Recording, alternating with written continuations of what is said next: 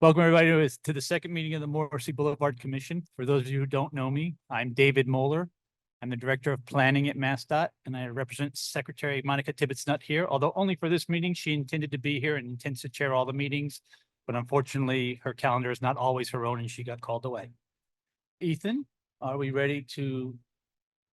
Good evening, everyone. I'm just going to run through the meeting notes and procedures. This virtual public meeting will be recorded. The Massachusetts Department of Transportation may choose to retain and distribute the video, still images, audio, or chat transcript. By continuing attendance with this virtual public meeting, you are consenting to participate in a recorded event. All recordings and chat transcript will be considered a public record. And if you are not comfortable with being recorded, please turn off your camera, keep your microphone muted, and refrain from chatting in the transcript box. Otherwise, you may choose to excuse yourself from the meeting.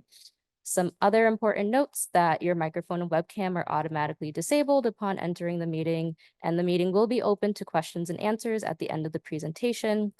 All questions and comments are welcomed and appreciated. However, we do request that you refrain from any disrespectful comments. And welcome to those on Zoom. These are some of the Zoom controls. You will find that the drop-down menu to check your microphone and speakers. You can use the Q&A button to ask a question and share comments. You can also raise your hand with the little hand.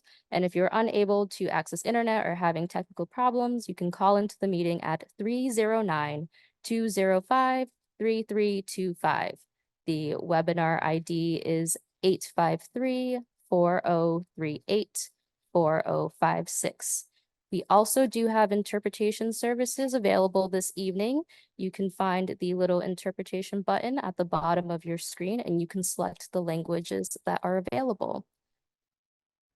And if you're having trouble with technology, you can also call 1-888-799-9666. Thank you. Before I go over the agenda, I would like to take this moment to thank UMass Boston for this lovely venue, also for the coffee and food they provided, as well as validated parking. So if you parked in West Garage and you didn't get a validated sticker, see somebody here who's wearing a name tag after the meeting and they will get you some so you don't have to pay for parking. Yeah, okay, good. So the agenda's behind me. After I go over the agenda, we will introduce ourselves. Then there'll be a presentation on the study led by Ethan Britland. Then we'll open the floor for discussion from both the commission members as well as the audience, both here in person and on Zoom. And then we'll wrap it up. And as I said before, my name is David Moeller. That's M-O-H-L-E-R. I am the Director of Planning and I represent Secretary Monica Tibbetts-Nutt here. And if you need to reach me in the future, my email is David, D-A-V-I-D, .Moeller, M-O-H-L-E-R, @dot.state.ma.us. I guess we'll go this way, Patrice, and then we'll work our way that way. Okay, thank you. Can you hear me now? All right. Good evening, everyone. My name is Patrice Kish. I am Chief of Design and Engineering for the Department of Conservation and Recreation. And this evening, I am representing Secretary Rebecca Tepper. My name is Shane Perkins, and I'm a legislative aide for Representative David Beal. Good evening. My name is David Mullen. I'm with the University of Massachusetts Building Authority. Hi there, I'm Jake Walkman. I am a resident of the neighborhood and also work in renewable energy, and I am the designated person for Nick Collins, the senator. Good evening, everyone. John Fitzgerald, Boston City Council, District 3.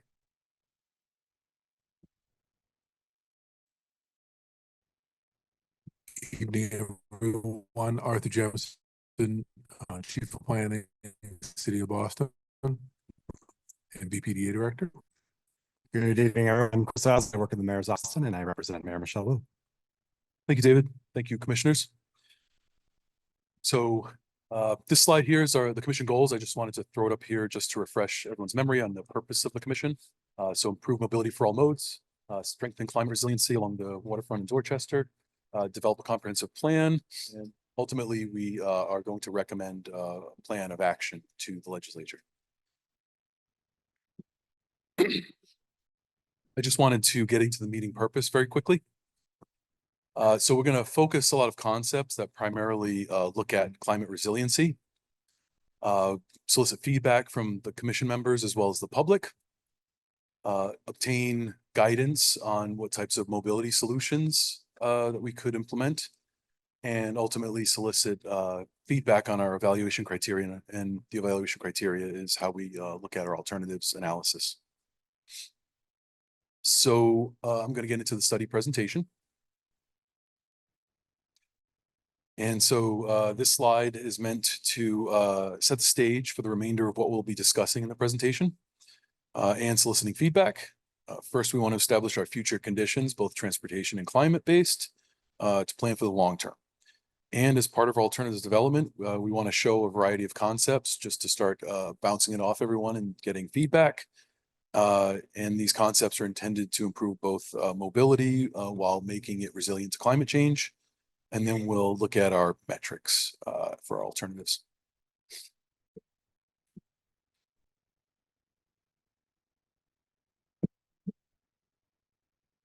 So in order to assess our future conditions, sort of a first step in best planning practices is to look at and ensure coordination between ongoing studies and projects. This first bullet here is our study. And then we have Article 80 developments, a good number of them. That's the City of Boston's permitting process for developments. We have the Case Circle Columbia Road interchange, as well as the Beeds Bridge project, which are both MassDOT projects that are in the development phase. And so they are proceeding on their own process and timeline, but we are coordinating closely with them. We also have a BPDA project, Dorchester Resilient Waterfront at Tenian Beach, Conley Street, and the Dorchester Bay Basin, Boston Water Sewer Commission. And these are just a sampling of our projects that we understand are including in the study. So sort of a next step is to forecast our future travel demand. We have a travel demand model that we are using, and the model itself is based on socioeconomic data from the Boston MPO's Central Transportation Planning staff. When I say socioeconomic data, population, household, employment. So the important thing to note is that we are consistent with the Boston region's demographic data, as well as we include the Article 80 developments in our study.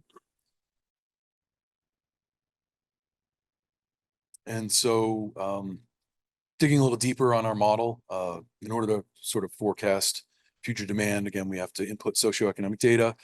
And this socioeconomic data shows that there'll be an increase of 15,000 people, 7,000 households, and 7,000 jobs between the base year and 2050, the year 2050. So now I'm going to jump into our future climate conditions. And this is a refresher slide, both for geographic context, but also to remind that we have sectioned or zoned the corridor into south, central, and northern areas, sort of due to the context-specific expected needs that'll become more clear as I walk through the remainder of the presentation. So this slide here are the flood pathways. Our climate modeling has identified sort of 5 primary flooding pathways in the study area. Going left to right, we have Neponset, Tenian Beach, Dorchester Bay, Patton's Cove, and then Moakley Park. Understanding these flood pathways is essentially critical to our work and understanding future climate conditions and what we would need to do. Another highlight from this slide is just to the west or above these flood pathways, you look at all the neighborhoods. So this is obviously showing the criticality of our study in the process and protection.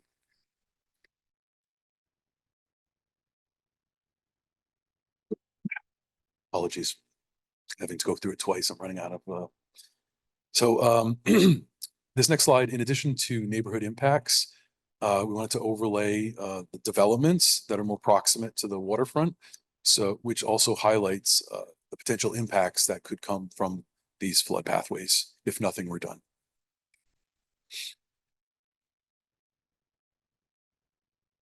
So once you know your flooding pathways, your first step is to look and see where protection exists.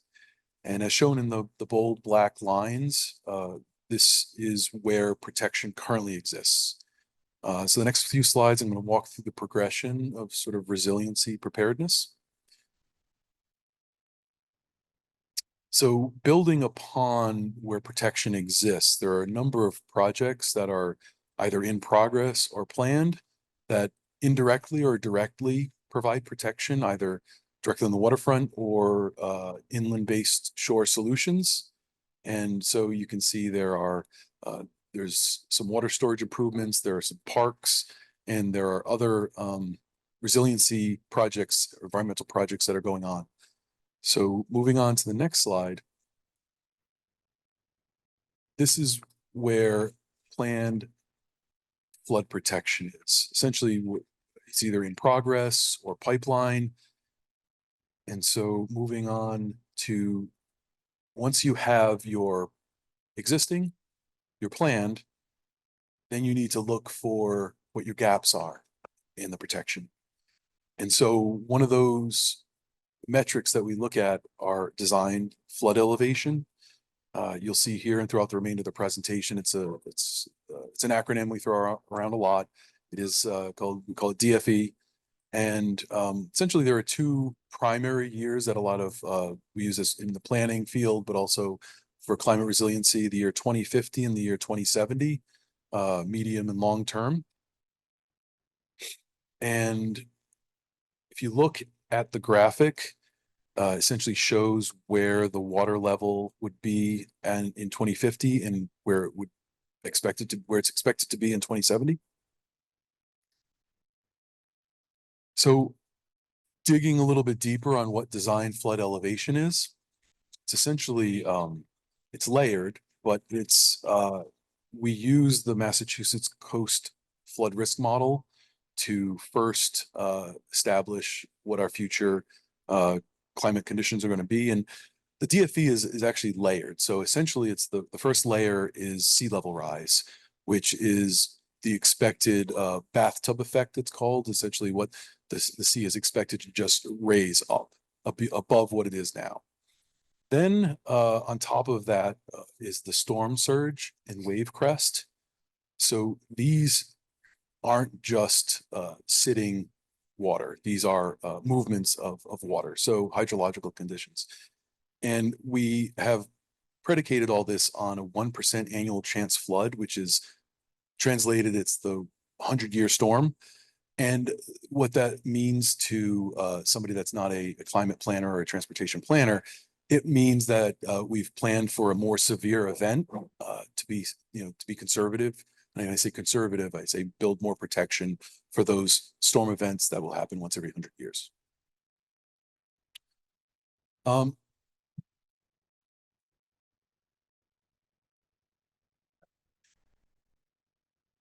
So because the DFE is based on not just sea level rise, but also storm surge and wave cresting, it does differ along the corridor because of coastal conditions and also hydrological conditions. So for example, at the southern end or the central section, I should say, it's about 15.2 feet. It needs to be at 15.2 feet. And going a little bit further north, it has to be upwards of 20 feet. And then it starts to drop down 16 and 15 feet. So again, this has to do with the varying elevation changes on the land side and also the pathways of where the water would come into the bay. So with all that said, you have your planned, you have your existing, and then you have your gaps. So this graphic here is meant to represent sort of the central section of the corridor. Southern end, we have planned protection. You start to come into existing protection. And then at the northern end, you have planned and existing. So what I want to highlight here is the orange. The orange is the central section within this corridor that does not have any planned protection.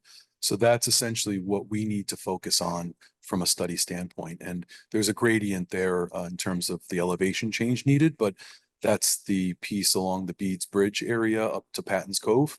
So this is going to be essentially the focus of what we would need to do from a study perspective, because the other areas are either planned or exist. So that's really what we've been focusing on as a study team. So that's the end of the sort of future conditions presentation. I am going to now walk through our alternatives development process. We're just going to show a variety of concepts. These are not preferred. These are not anything that we're at this point moving forward with. We just want to put them out there, socialize them, and hear what people have to say about them. So this is the beginning of our alternatives development. We want to start what we want to actually build in our alternatives. I just wanted to put this refresher slide up here. This is how we're focusing our design approach. Mobility, resiliency, ecology, placemaking, and constructability. We want constructability. We want to make sure that we can feasibly permit and construct everything. Placemaking, we want to tie a number of things together so that it's cohesive and connected and makes sense. Resiliency and ecology, we want to make sure that future climate conditions, it's protected against any kind of climate impacts. And corridor mobility.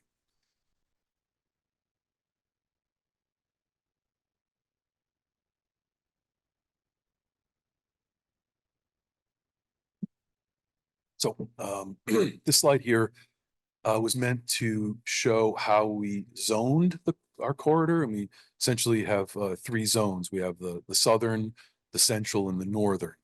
And I mentioned it earlier, the reason why we zoned it into three sections are that there are a lot of ongoing projects and planned in the southern and northern zones that, from a study perspective, we want to make sure that all the work is connected, it makes sense, it's cohesive, and I'm going to get into a little bit more detail in the following slides, but the central section is the one where we want to focus on protection.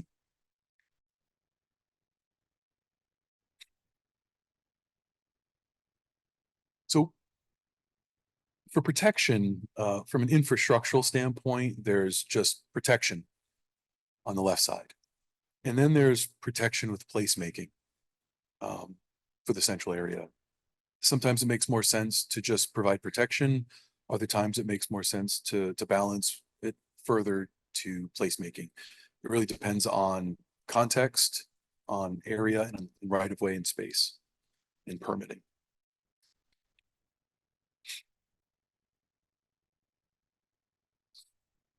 So this slide was meant to just show a variety of types of protection that could be implemented along the waterfront. We have just a straight exposed flood wall. We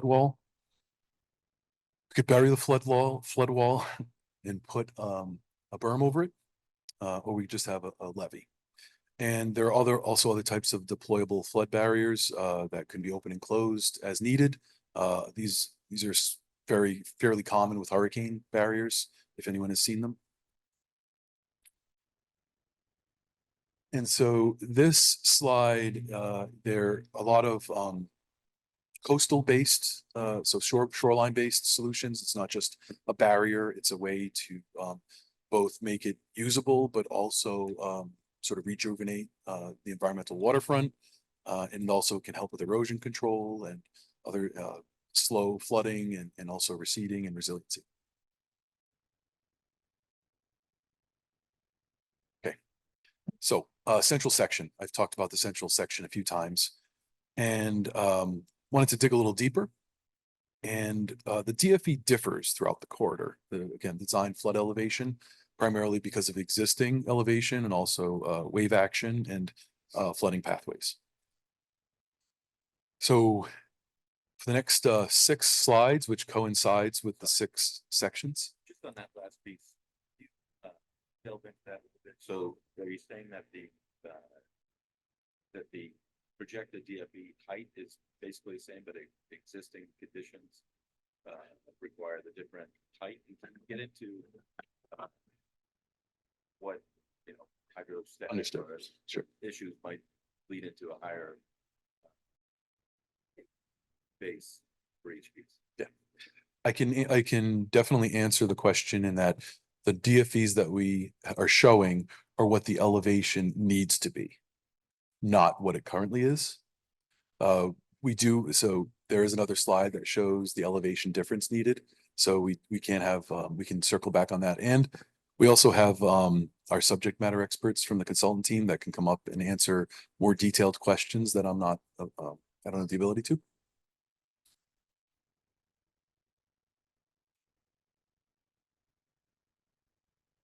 So 6 slides, 6 sections. They're all going to follow the same format. The top graphic is the cross section of the existing conditions. And then the section A and section B are essentially what it may look like with an exposed flood wall or a buried flood wall in the Savin Hill Cove area, section 1. And the DFE here is on the top right side. So you can see that 13 feet is what the 2050 would be, and then 15.2 feet would be 2070. And we don't have the number here for existing grade, but we can certainly, we have that information available. So I guess my question was Sure. that the difference is just the delta between it.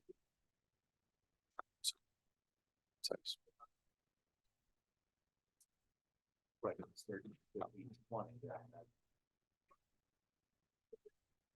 Yeah, on here, let me go back to this slide here. And I know you can't see it, Commissioner, apologies. This is the slide with the future conditions here. So, and I apologize that you have to turn around on the format. So the central section here with the orange, that shows the elevation increase needed to meet the DFE. So if you look, the gradient change is the higher up to 7 feet is the darker orange, and the lighter orange down the bottom is 1 to 2 feet. And what's the maximum there? It says 7+, so is that 100 or is that 8? It's around 7. Yeah, it's 7+, so it's not a decimal or anything. Ethan, I think part of the question is, what is the 13 measuring? What's 0 at 13? If I'm wrong, that is the mean low water. That is not a current condition. That is a measure of low water that, and 13 feet is on top of that, not the current condition today. Is that? I'm going to bring up Nasser. Great.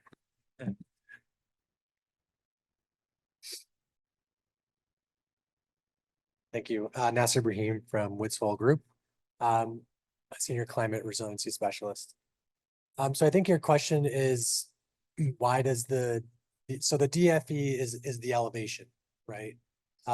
That's different from the height. So there's what Ethan's showing here is the height that would need to be raised from the existing grade to go up to meet that elevation. The reason that the elevation actually changes along this corridor, which you might think is a relatively short distance, is because there's a lot of difference in wave exposure in this area. So you can see parts of like in Patton's Cove, for example, it's sheltered from nor'easters because there's a large land area, which we're on right now, which are blocking all that wind, which would generate waves across the bay. Whereas when you're actually where Beeds Bridge is, it's more open, right? So more waves can travel a longer distance and get bigger. Not only that, there's actually no land that the wave is actually meeting to break that wave. So the wave is even higher. So like the wave is highest under the bridge because there's no, because the water's deeper there, because it's a navigational channel. And as opposed to on the roadway to the north or to the south, where that wave is breaking against the land as the land rises out of the ocean. And so that wave is getting smaller and smaller. So by the time you get to the roadway, you only have to raise it a little bit higher than you would have to, as compared to the Beeds Bridge. So the actual water level is different, and that's primarily because there's a difference in the wave exposure of the different parts of the corridor. If that makes sense. Yeah, so the design flood elevation is relative to feet in the North American vertical datum of 1988, NAVD 88, which is basically sea level, mean sea level in 1988.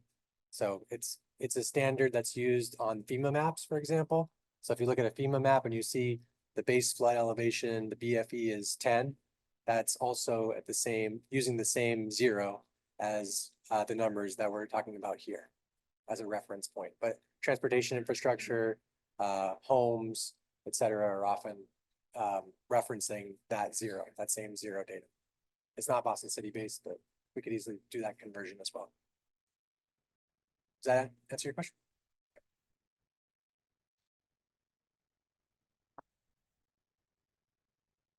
We also have a request from the online folks that when any of us, including me, speak, if you could lean into the microphone, please.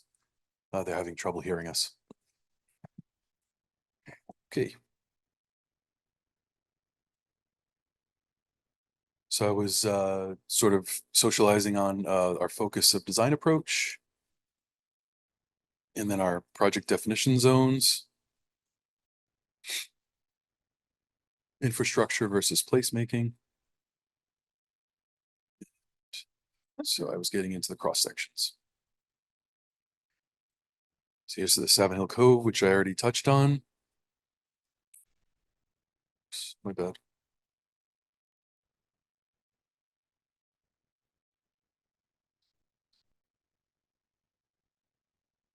Okay, Beads Bridge. Okay, this is Beads Bridge section. Again, this is the existing conditions. The bridge is actually at a fairly high elevation already. It sort of peaks on the top of the bridge and then drops back down.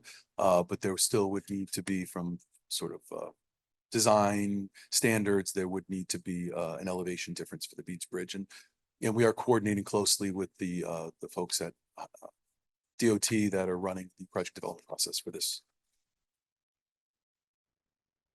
And this is the Malibu Beach section. You're going to see a lot of the same sort of section looks. The DFE does change a little bit, but this we lead with a, in addition to existing conditions, a buried flood wall, in addition to a partially buried flood wall instead of just an exposed flood wall. And this is again there is a different treatment on the shore based with the different types of flood walls. You can actually either have a longer extended shoreline or a shorter shoreline. This is the beach parking section. And again, we have our existing buried flood wall, partially buried, could provide a harbor walk along the waterfront. This is the section 5, Savin Hill. We have, this has 3 section or options. We have our levee with the elevated roadway essentially. We could again bury the flood wall, or we can have partially buried, and we do have we show a pedestrian bridge here just as a treatment option to get across a boat section of roadway. And this will be the last section, Patton's Cove. And these are similar treatments. We have buried, partially buried. It's another type of buried flood wall without the berm. So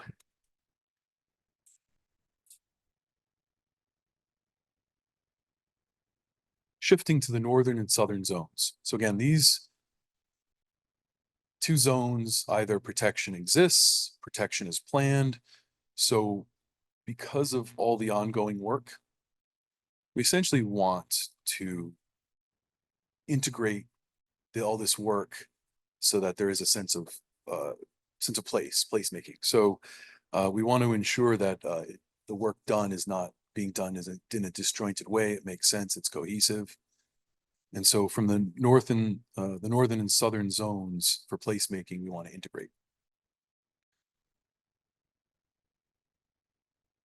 And you can build flood mitigation protection, but you want to ensure that it makes sense for the public realm. It's not just flood protection, similar to the graphic I showed of protection or protection with placemaking. So you can sort of hide that protection and make it recreational or more pleasing to the eye. And you want to integrate flood mitigation into the infrastructure overall. And environmental mitigation. Again, a lot of those cross-section graphics that were shown, it was protection, but it also had a lot of shoreline-based solutions. And so that's meant to create more green space, potentially recreation, improve comfort, air quality. So, as well as stormwater runoff. So here's just a graphic of what we wanted to ensure that multimodal connectivity exists where it's needed. It provides a network for a variety of uses, recreation, commuting, non-work home base. So this graphic is just meant to show that ultimately when we do build our alternatives in more detail, that we want to ensure north-south connectivity as well as east-west connectivity, both vehicular, pedestrian, bicycles. We can get to the waterfront, we can get to the parks, get north into the city further. So in this graphic here, this is the southern end. And so again, here's another graphic wanting to show east-west connectivity, north-south connectivity. And this is essentially how we will be looking at our alternatives to make sure that there are logical connections. They make sense to get people where they want to go.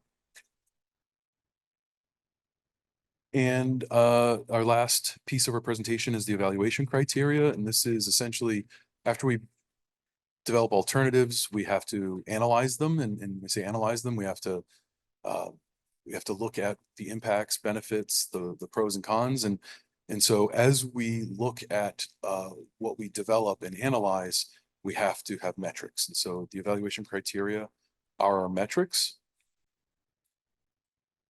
And again, back to our design approach, we have our high-level categories. So our design approach aligns with our evaluation criteria. We want to focus on mobility, resiliency, placemaking, and constructability.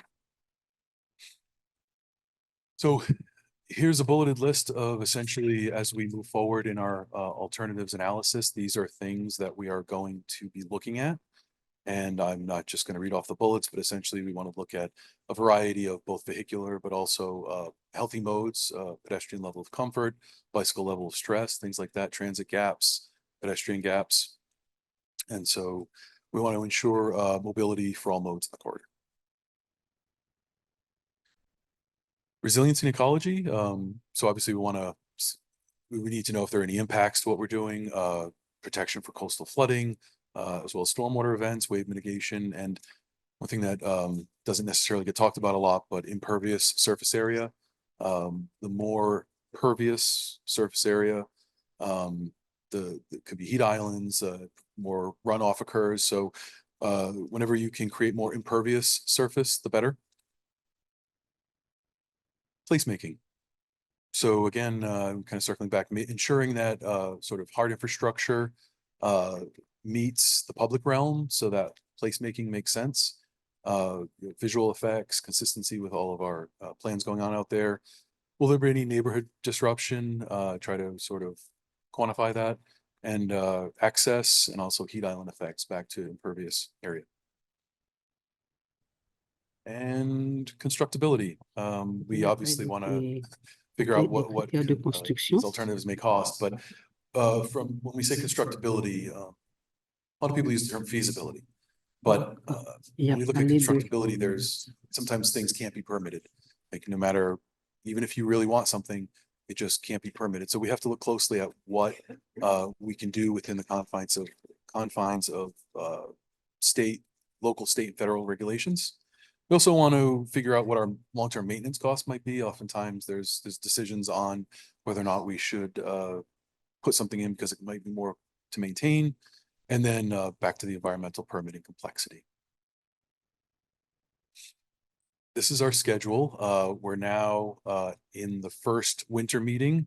So alternatives development is essentially what we're presenting here today. We will have a follow-up meeting in the winter, and ultimately there will be a spring summer meeting. And throughout, as you can see at the bottom, is our public engagement. So with that, we open it up for commission discussion. David, I turn it over to you. this on? Okay, thank you, Ethan. Commissioners, that was a lot of information. Does anybody have anything they'd like to talk about before we open it up to public comments? Arthur? Sure. So, thank you, then appreciate the presentation. Just want to make sure I'm understanding what the steps are that come next. So it's, you presented a series of, you broke the corridor down into three pieces, and then you went through a series of explanations about how, about what the thresholds you're trying to meet are, and then you identified a series of options, and then the criteria about which you're going to evaluate them. Just looking at the calendar, it sounds like we've got 2 more meetings. So I guess I'm just wanting to make sure I understand what's going to happen between now and the next meeting. So at the next meeting, there's going to be a presentation of a set of recommended actions or recommended design alternatives, reflecting some analysis of the sort of putting the principles against the options that were laid out. Is that what we're going to see next time? So short answer, yes, in a way, except the plan for action items that comes at the end of the 4th meeting. So yeah, the way this graphic shows, it can be a little confusing. Apologies that the middle set of winter meetings, those are actually 2. So we weren't sure exactly how we were going to build the alternatives, but so right now we're here to solicit feedback from the commission members and the public, and we will then develop the alternatives in more detail. We are predicating this on the DCR 2017 design, as well as focusing on resiliency for the central section. And we will then after we take comments, we will build the alternatives and analyze and bring them back as much information as possible to the next meeting. And then the final meeting, some iteration analysis based on public comment from the 3rd meeting. And then we would hopefully be able to come back and have alternatives as well as recommendations. But Right, so Ethan, just let me make sure I understand. At the next meeting, there will be alternatives presented, but they won't be preferred or recommended. No. I'm looking at you. I thought you were shaking your head. No. apologies, yeah, they're not recommended. No. Right, but there will be alternatives. Correct. Right, so at the next meeting, when we're here with the public, everybody will see a series of alternatives that staff has put together based on everything they outlined today. But it won't be, hey, here's what we propose to build. It will be, here's alternatives within each section.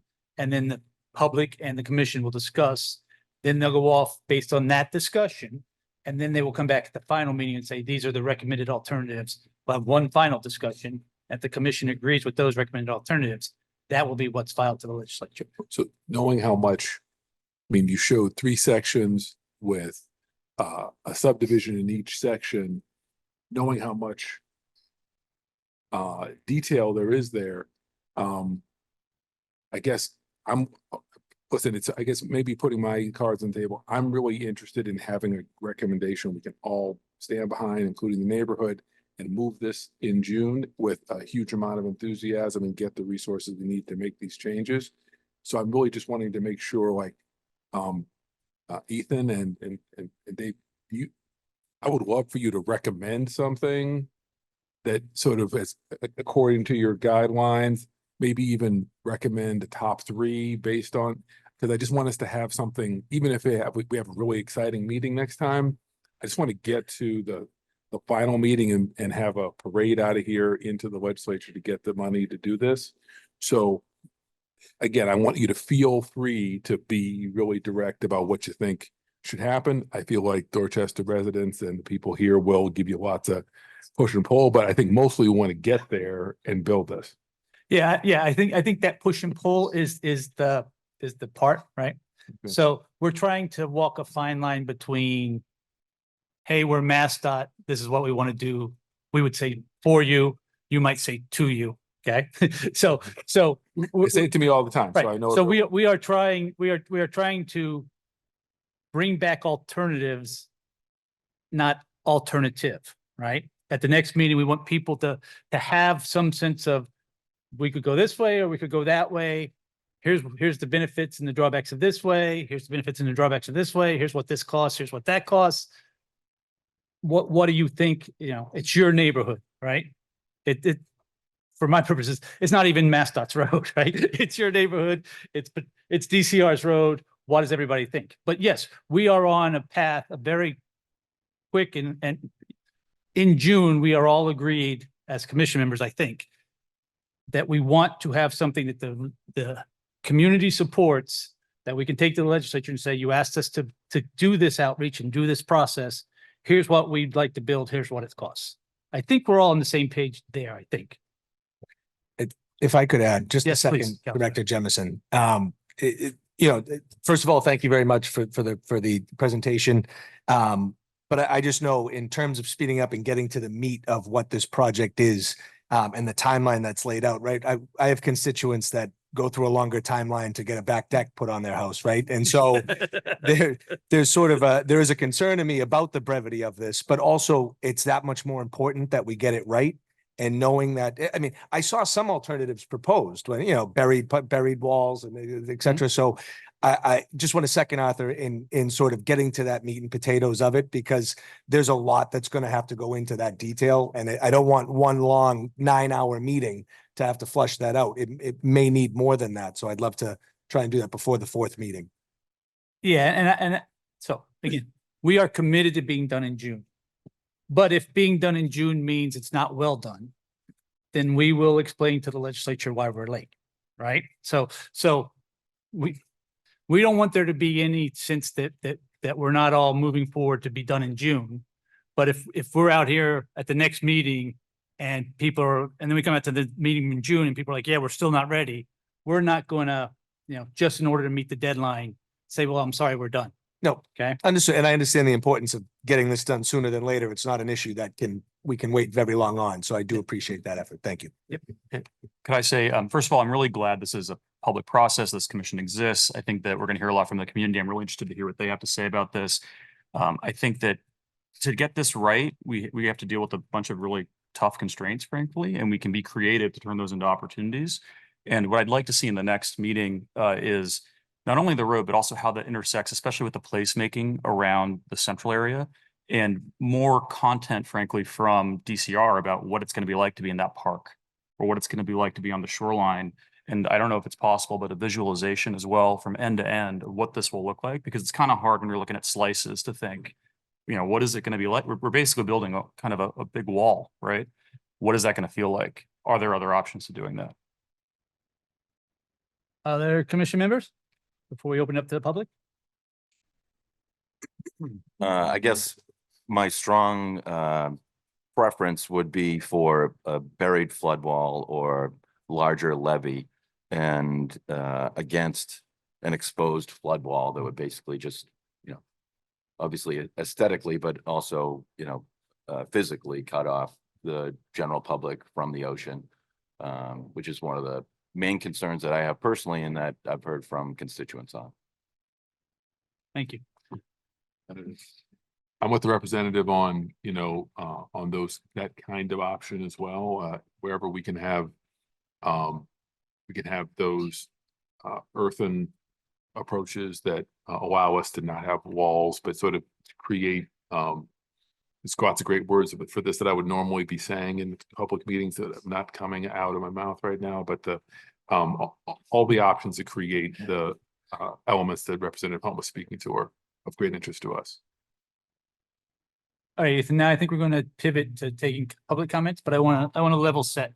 So I think we were planning to go to 8. We had that problem. So we'll be here till like 8:30.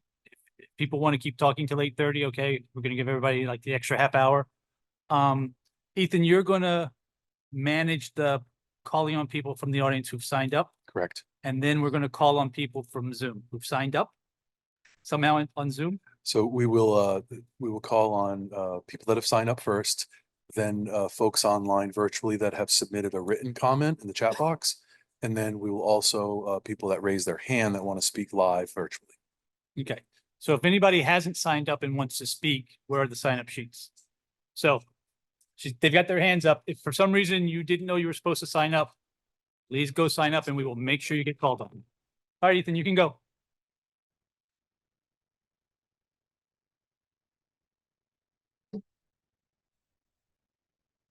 So there are a couple slides that we just want to go through for those online before we get into the live. So we're going to be working together, both in person and the virtual folks here on next to me. I'll take comments one at a time, but then we'll switch it back and forth. There's multiple, same question, inform the audience how many are asked. Okay. Here are, for the virtual folks, how to function the Zoom. Raise your hand if you'd like to say something, or submit your comments via the Q&A button. And please share one question at a time, limit to 2 minutes if you can.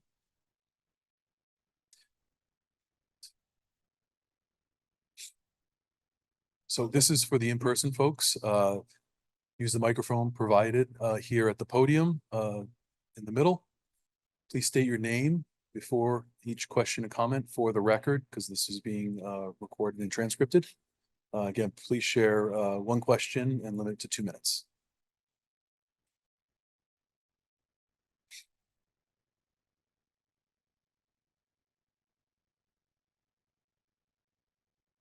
First name on the list, Andy Donovan. Thank you. Thank you all for having this and having the neighbors involved. I think it's very important to keep the green space as much as we can when we redevelop the roadway. And I think it's the engineering opportunity of a generation. If you can pull this off, it'll be up there with Olmsted. Thank you. Thank you. Thank you. Next, name Don Walsh. Thank you. So I live in Savin Hill. I'm active in the Columbia Savin Hill Civic Association.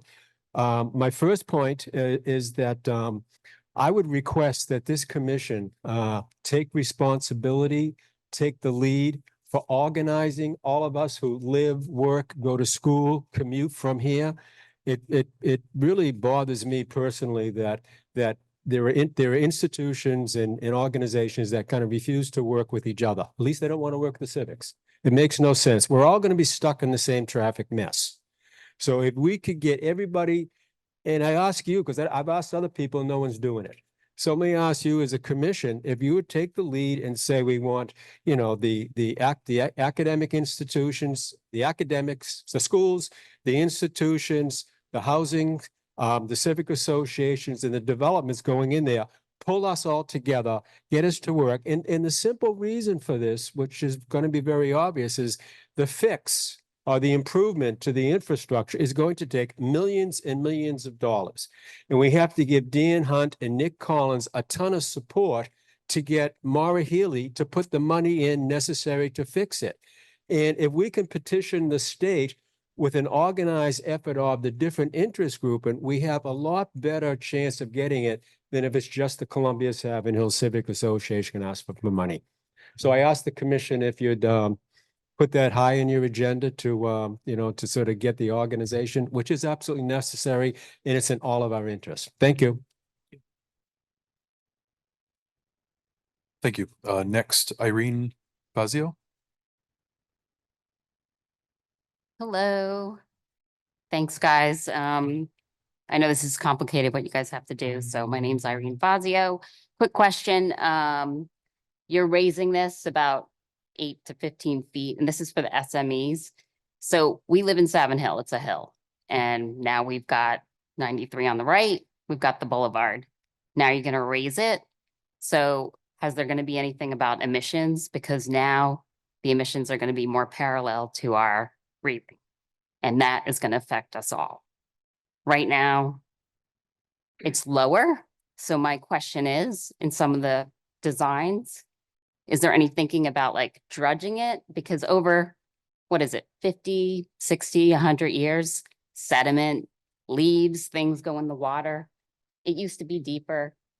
Can we dredge? It's just a concept, just a radical idea, you know, for the environment. So my question is, can we have some other solutions than just building up high, especially for breathing. Thank you. Thank you. We'll take this into consideration as part of the study. Thank you. I'm going to shift to questions and answers online. These are in the chat box. Will the slides be available after the presentation? The answer is yes, they will. They'll be posted to the website. And Heidi Mosinger, I only saw flood mitigation from the east, but there are sections of the boulevard that flood from Malibu Beach, Savin Hill beach areas. How will flooding be prevented from the west? Thank you for that comment, Heidi. We'll take that into consideration as we do our alternatives development.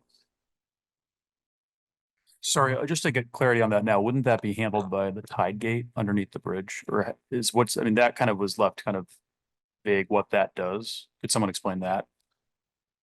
I actually don't have the answer for that, but Okay. I'm not sure who on the team would. Let me check.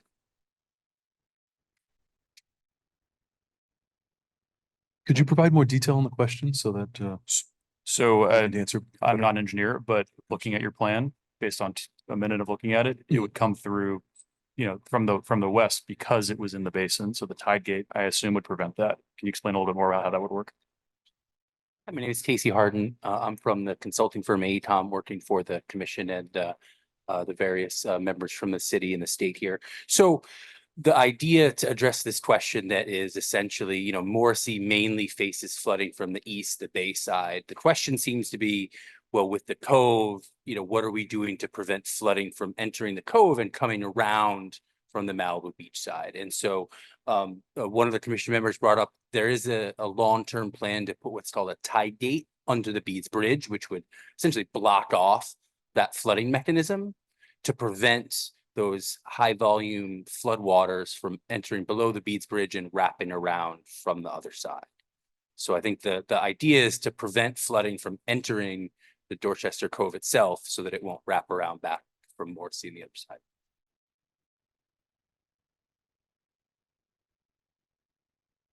Thanks, Casey. Okay.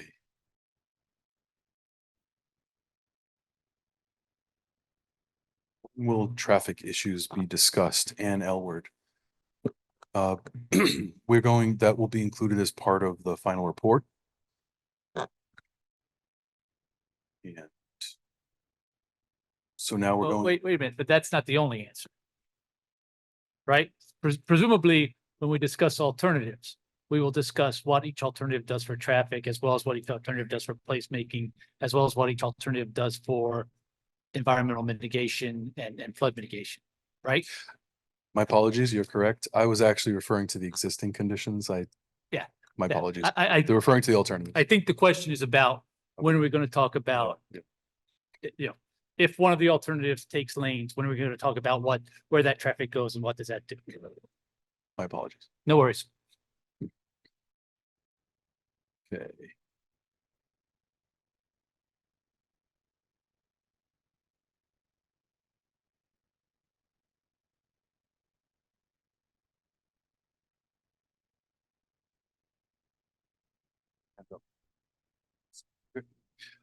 We don't have any online hands up, so I'm going to come back to the in-person. And apologies if I mispronounce. Sometimes the print is hard to read. Glenn Bagardis or Bagandis?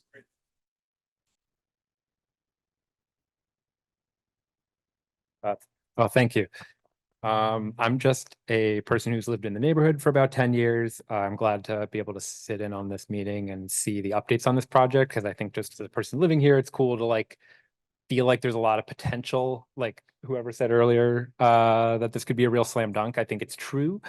So it feels like we're both like just giving comments. I don't know if I should actually ask a deep question, but I think I'm interested in, you know, when I came to this meeting, I was mostly thinking about the roads too. And I know we talked, it seems like a lot of the focus is on building the berm, but certainly as a resident, I would just share the comment that when I look at like the areas by the Star Market in front of where the Boston Globe used to be, and even here at Bianculli Boulevard, that feels like where there's the most opportunity to reduce impervious surface and redundant kind of pointless merging lanes. Like there's sort of just a very complicated rat's nest of the way that all these lanes intersect that I always like wish could just be simplified and feels like it could be.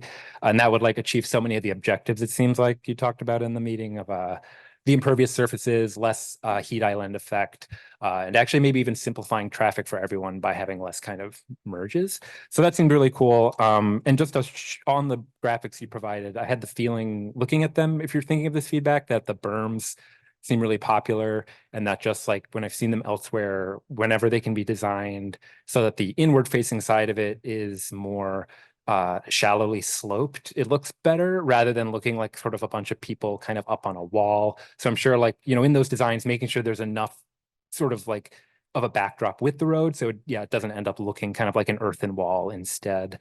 But I'm sure there's going to be a lot more clarity on that in the future. So just thanks for taking the comments. Thank you. Next. Orlando. Benilio? Apologies for the last name. I can't read the print very well. Perilla. Thank you. Good evening, everybody. Orlando Perella from Harbor Point. Couple points. I think that the issue with Morrissey Boulevard and the flooding, what takes place, is affecting us tremendously. No question about that. We got to work on that. But I think that we have not seen other issues that are around this peninsula, and it's how it's affecting us in Harbor Point. Two aspects: traffic and resiliency. There is a project that is coming to Harbor Point, right next to Harbor Point, and it's Dorchester Bay City. We supported Dorchester Bay City before the BPDA approval, based on the fact that they said that issues with traffic and alternative roads will be addressed. Up to this point, that has not been addressed. And it will affect everybody. It's only Mount Vernon Street. Once that Mount Vernon Street gets busy, clogged, there's no way for us to get out. One way in, one way out. I'm here representing, as the chairman of the board, 3,400 residents of Harbor Point, with about 250 seniors. Harbor Point has emergency vehicles in and out on a daily basis. The last thing we want to see is a fatality because we have not addressed the issues that really affect the community. Mount Vernon Street is not only the only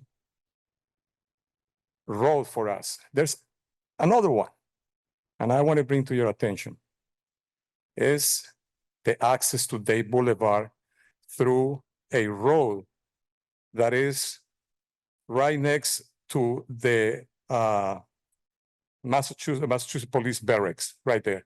And we use it today. It's one that we go through to get into the other side. Mount Vernon Street gets busy, anything is going through UMass, we use that road. So I want to bring this to your attention because it's so important to us. And I'm delighted that the UMass Building Authority is right here, sir. So you know and you hear that we cannot separate Dorchester Bay City and UMass Building Authority. It's 2 in 1. That's what it is. So please pay attention to what we're asking for. That is so important for the well-being of the entire peninsula, the entire neighborhood. Number 2, resiliency. Dorchester Bay City, through the UMass Building Authority, said that they were going to be giving us $5 million to build that berm. Up to this point, we don't know if $5 million is enough. We don't know how much more it's going to cost. And right now, as with the last tiny storm that we had, the section that we call Father's Rest, which is before you go up, this is the Harbor Walk, that you built, that extension of Harbor Walk, it gets flooded. It didn't happen in the past. It's happening right now. So please pay attention to that. If a developer says that it's gonna do something and sort of like put it in writing, and after the approval with BPDA, I will talk to you in 2 weeks. That was back in October, right, Mr. Jemison? Now, how long it's been? More than 2 weeks. We don't hear from them. So all I'm asking to you is please listen to us. This is a housing complex, like I said, with 3,400 plus residents, about 250 seniors, about 340 kids between 5 and 17. Please listen to us. We will follow up with a letter to all of you. And I thank you for the opportunity, and all of you, thank you for your support. Thank you. Respond to that? Yeah, I think that's a well-stated point. And I mean, if you think about it practically, it'd be a tragedy if we got this all figured out and the water came around the other way, right? So I think if you read the original mandate of this commission in the law, it's about more than just the specific road. So I mean, we should consider figuring out, making sure that all those other parts that we saw on the presentation, more than just the road, also are preventing the water from getting through at the next meeting. Thank you, Commissioner. We are going to shift to an online hands up. So a live caller is going to ask or make a statement. Brian Paula. Ashley, if you could unmute him.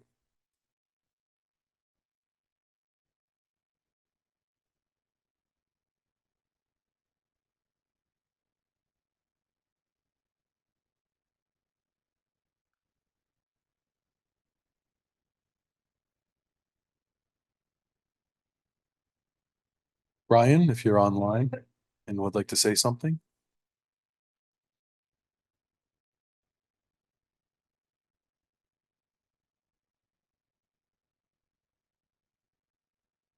Appears to have put his hand down. So I'm going to call on Dan McGillicuddy online.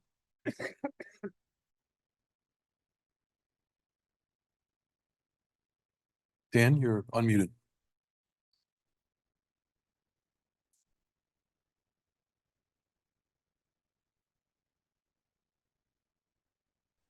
Thank you. Can you hear me? Yes.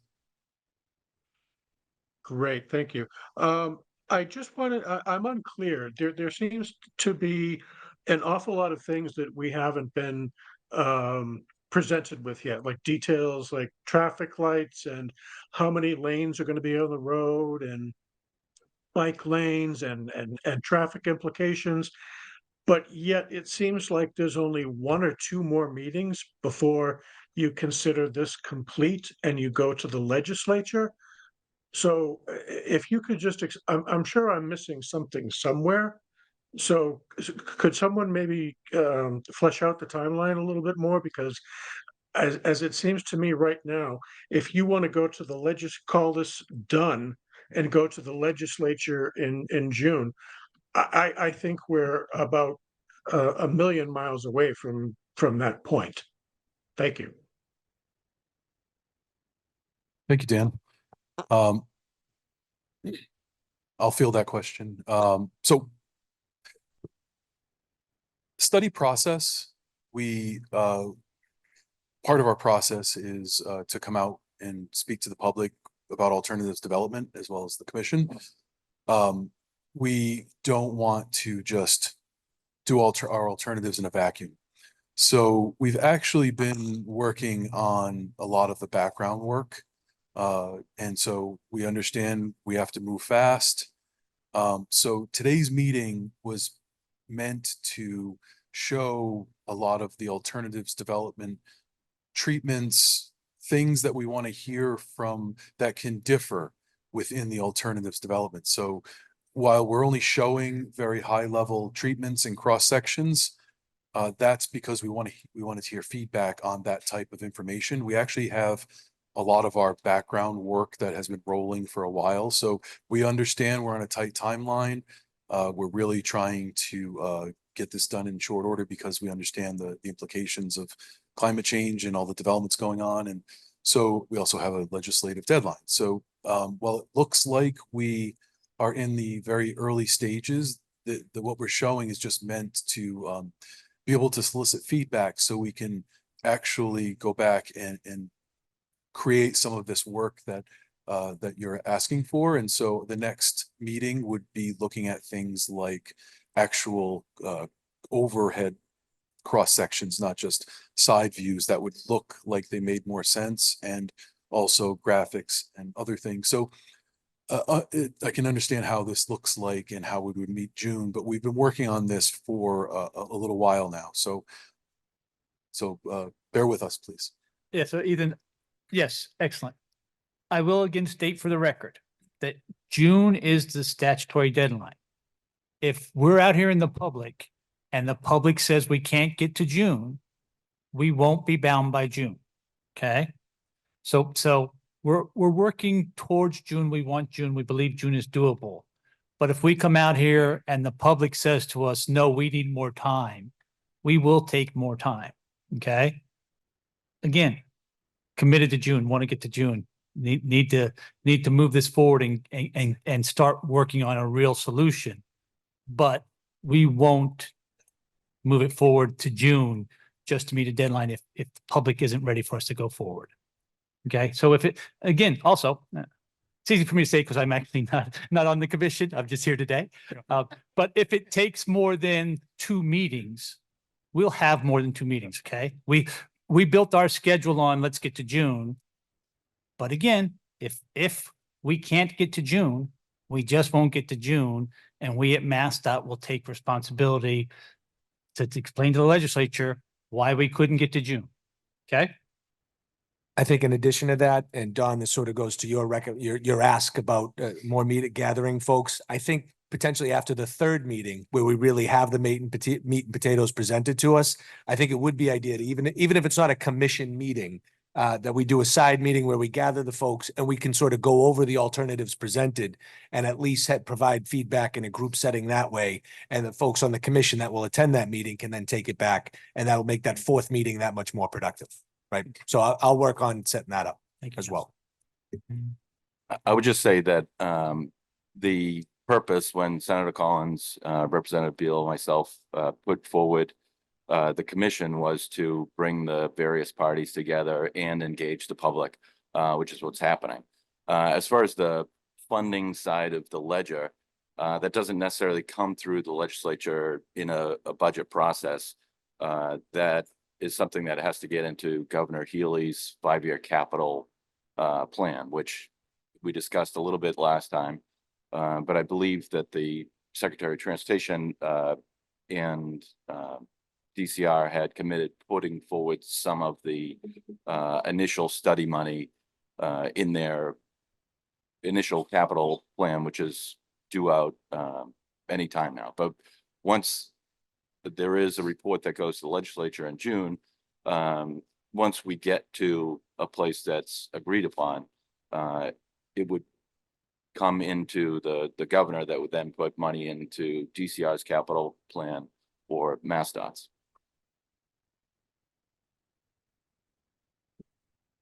You need to sign up. Oh,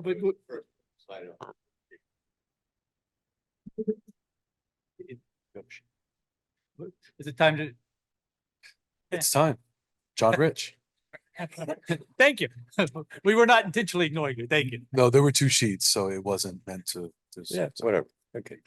Thanks. A good Thank you. opportunity to address you. Just a reminder that the title of this meeting is the K Circle Morrissey Boulevard. And I want to follow up. My concern is a follow up to the gentleman who just was online. The K Circle aspect of this is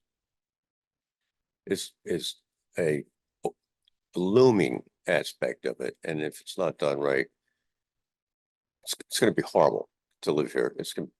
to live here while the work is going on. And our concern is what our neighborhood's going to look like, not just while it's going on, but after the work is done. And we've been from the Columbia Savin Hill Civic Association, we've been very supportive of getting this work done. We just want to make sure we're not even going to want to live here when this is over. So at this point, I'm disappointed that there was no mention of K Circle. It's a huge deal. And you say you've been working on it, but if we only have 2 more meetings and June, that K Circle thing, we need information on it. Are there going to be stacked ramps in there to accommodate the traffic flow? How are you going to do it? What's it going to look like? So I think we really need to have something. I got to go back to the beginning of this. I started reading the Mass DOT intermodal studies and reports that you had been generating going back to April last year. So I've been following it. There's things that I expected to see discussed tonight, just about the berming aspect, but it's not just berms. It's everybody getting in and out of here. And so at this point in the schedule, even if we get an extension past June, for something that an interchange that big, we really need to hear what you are considering. So I hope that we see it soon.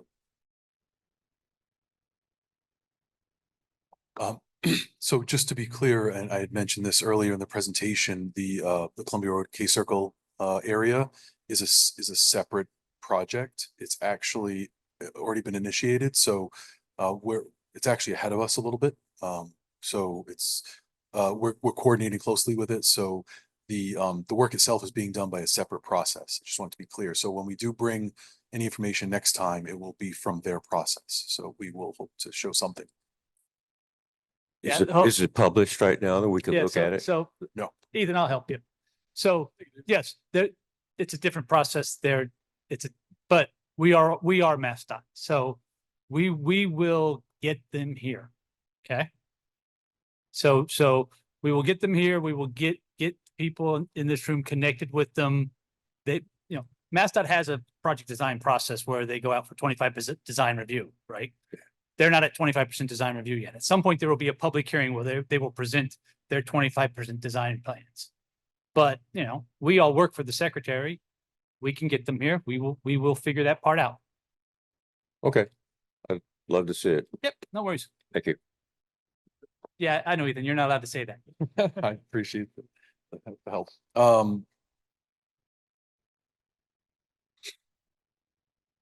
So If I'm not taking anyone else's, if I'm not taking anyone else's place in line, commission members take priority. but is there anybody? We do have other names, yes. Then they should go first. That's very nice, commissioners. Commission members take priority even. That was nice. Okay.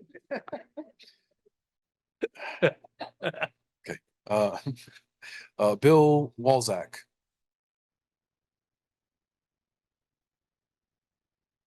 Hi, Bill Walzak, resident of Savin Hill area, also a member of the Columbia Savin Hill Civic Association.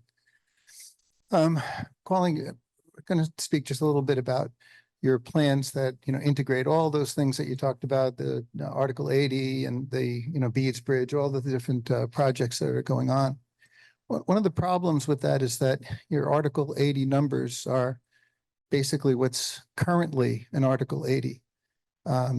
And that would, based on our numbers in Columbia Savin Hill, it's, we see there's about 10,000 units within the greater Columbia Savin Hill area and 7 million square feet of commercial space that's planned.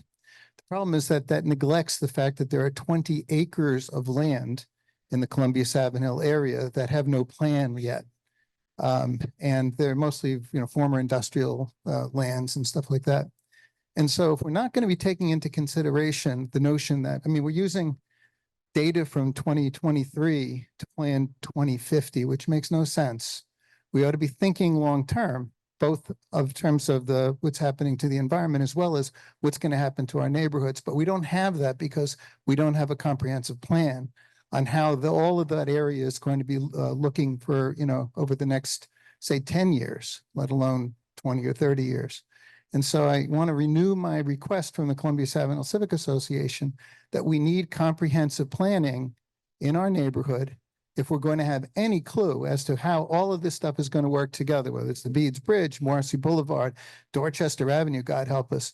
All of these things are major issues that are not being considered in a comprehensive way. And we need that from the city of Boston. We need that from the Commonwealth of Massachusetts as well. So I just want to respond that while we do have the Article 80 projects included, the future year projections are based on the Boston MPO's demographic data, which includes more than just the Article 80 projects. It's population, households, and employment from throughout the region for up to 2050. So we can take a closer look at the numbers in certain areas and compare them to pipeline, and we can do a little bit of digging on those numbers. But overall, it's not just Article 80, it's the regional growth that's expected to occur. Now, we can dig a little deeper on where that growth is going to occur and come back next time. If I may, you calculated out 15,000 additional people by 2050. 15,000 will be at least just from the 10,000 units that are planned currently. So if we're adding the other 20 acres in there, you get numbers are wrong. Thank you.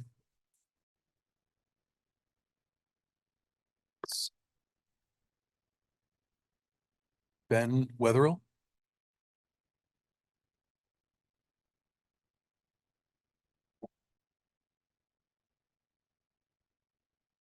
Hello, Ben. Yeah, Ben Wetherill.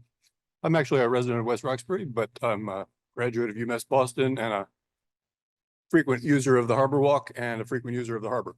I just want to say I'm really happy that this will include a completion of the Neponset River Trail Greenway. That's an important connection, this connection along Morrissey Boulevard. But the second thing I wanted to mention, main thing probably is, I've always hoped that this project would include a public boat launch, public boat ramp. The city of Boston only has one public boat ramp in Charlestown. And the next public boat ramp is Hose Neck in Quincy or Weymouth. So nothing, yeah, maybe some unofficial things, but Hose Neck is unofficial. Oh, right. Yeah. So, right. That's what that's the point is, you can see that there's a need for it by how many people use the rocky beach on Morrissey Boulevard to launch their boats. So, it really would be great if this included some public boat ramp. Thanks. Thank you. Frank Baker.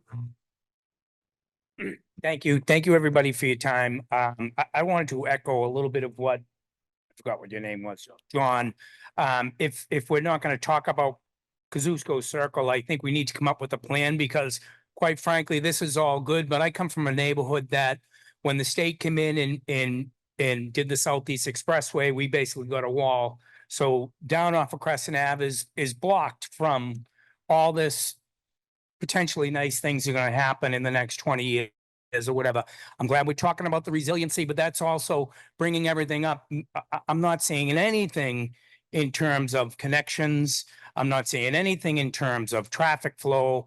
And I know that's coming out in the next meeting, but I think we're trying to rush 4 meetings to get to June and say, okay, this is what it is. I don't think it really gives us enough time. Maybe my suggestion or plea would be to this commission or to DOT that if we're separating Kosciuszko Circle out, because for me, we're never going to be able to handle this development if Kosciuszko Circle isn't dealt with. And I think that's something that should be taken priority over berms and walls and things like that. And I get that it's 2 separate paths, but can we get some sense of when we'll be able to see something on Kosciuszko Circle, and in this next meeting, in the third meeting, is that when we'll see connections? Because now coming up, Savin Hill, where I live now, not off of Crescent Ave, we have the highway on one side, Morrissey Boulevard on the other side. So we're gonna raise that up and feel more trapped. What are our connections gonna look like? And a question at the end of that is, if we're coming back from the middle of the road and coming back, what is the implication gonna be for those private owners along Morrissey Boulevard? Are we going, we're gonna need to deal with them one at a time, or that sort of stuff? So we really should be, maybe not, if this is Morrissey Boulevard, okay, it's Morrissey Boulevard. Let's take Kosciuszko Circle off it and start a separate process with that. Because that, to me, Kosciuszko Circle is more important than what's happening at Morrissey Boulevard. Because again, back to 54, when they put the highway in, all this stuff happened to us. Those roads were built to get people from in town through our neighborhood, not ever spend a dime there, never spend anything or any time. You know, when are we going to get something in the way of connections from Crescent Ave over, Savin Hill over? Are we gonna be as in-depth with the connections for people to walk, the people that actually live here, instead of constantly trying to get people through our neighborhoods? If you could answer one question, that was more of a statement. I agree with what Bill had to say. I agree with John had to say. Kosciuszko Circle's the most important piece here, and we're not really getting into it. If we can answer about the private lands that are coming back, what is the implication for the people that live like along Marcy there from Malibu Beach?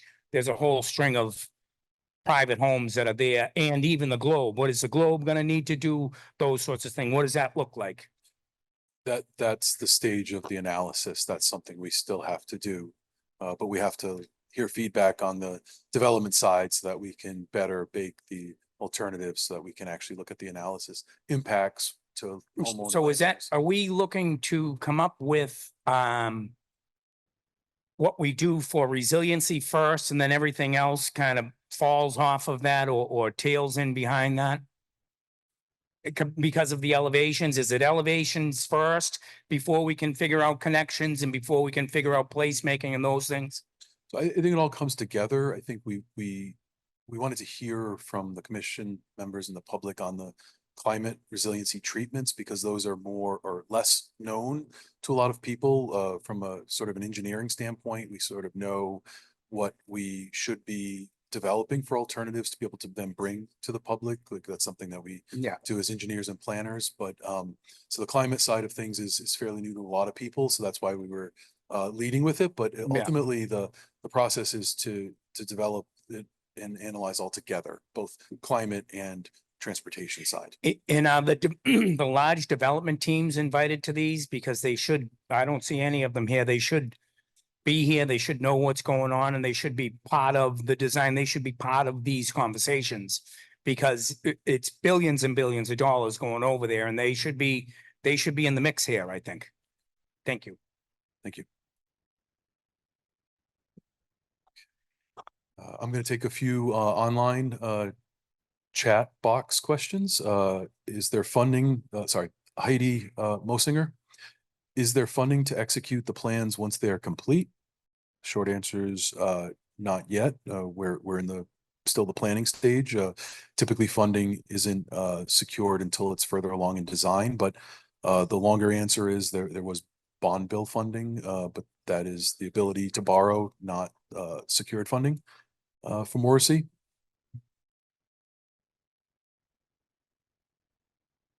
And next question, how will the proposed alternative, Brian Paula, how will the proposed alternatives address bicycle travel and complete street standards? That is all part of our design standards process, both for Mass DOT and the federal standards.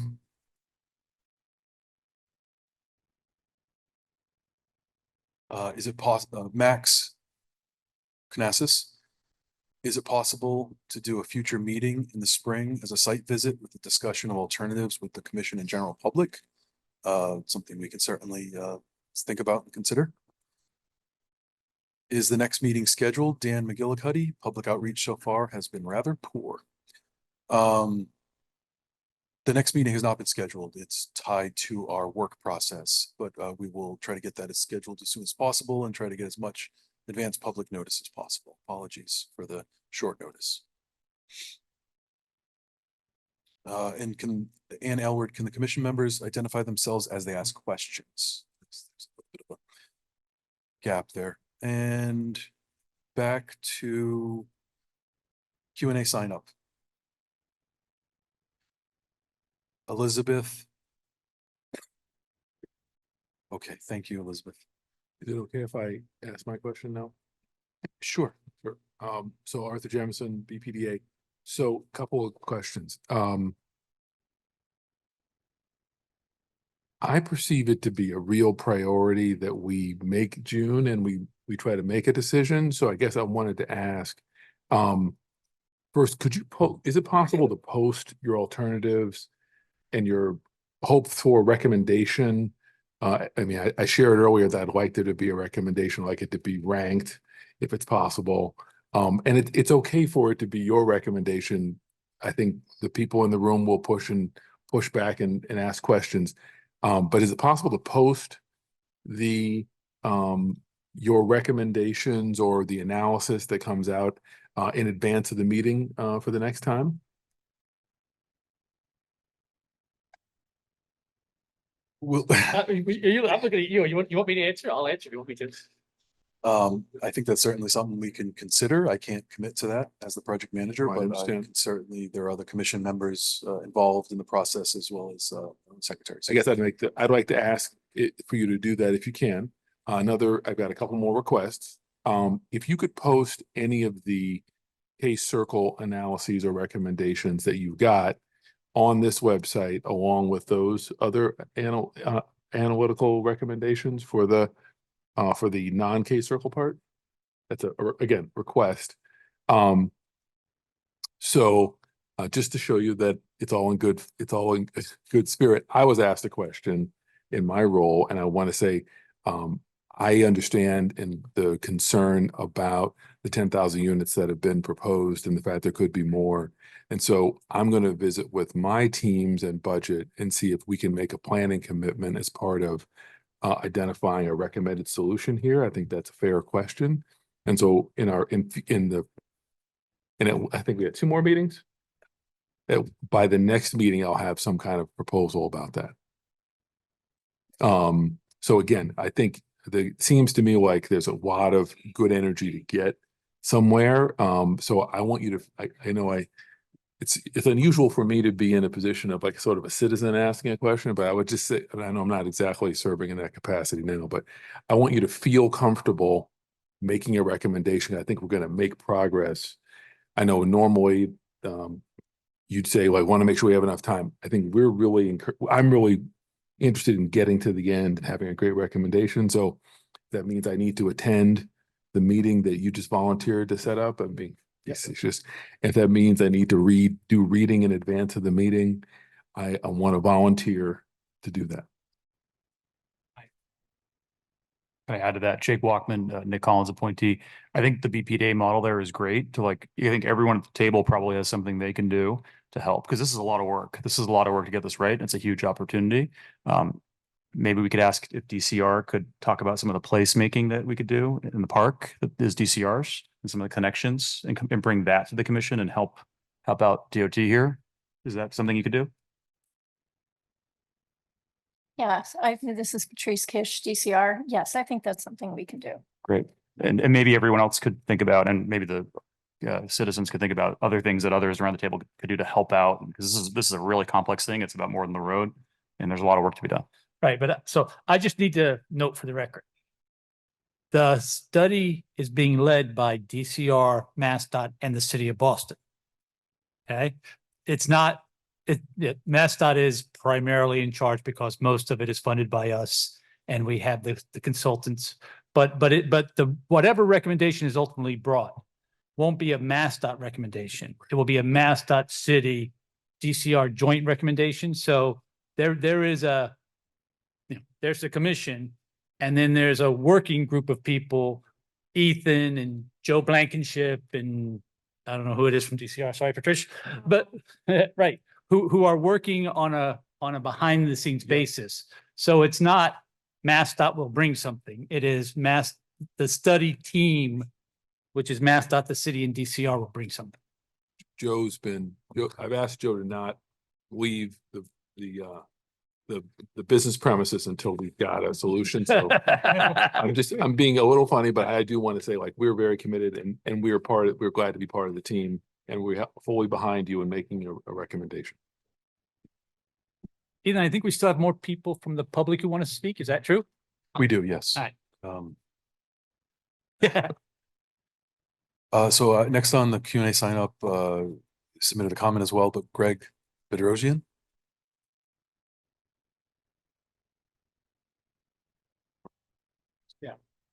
Hi, Greg Bedrosian. I represent the Dorchester Yacht Club.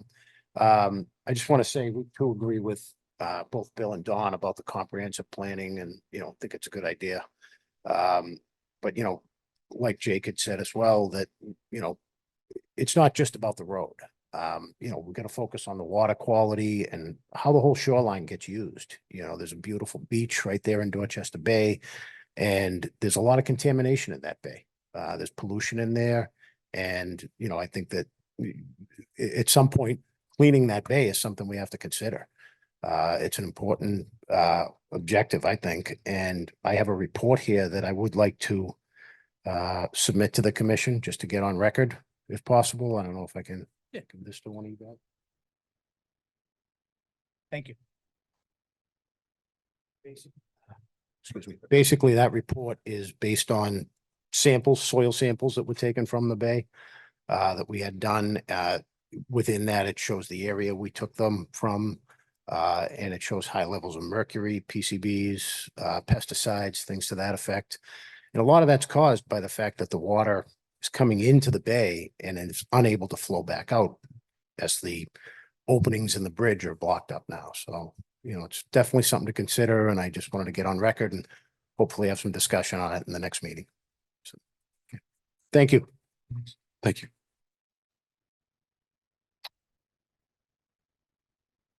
We have one last Q&A sign up, Gene Doherty.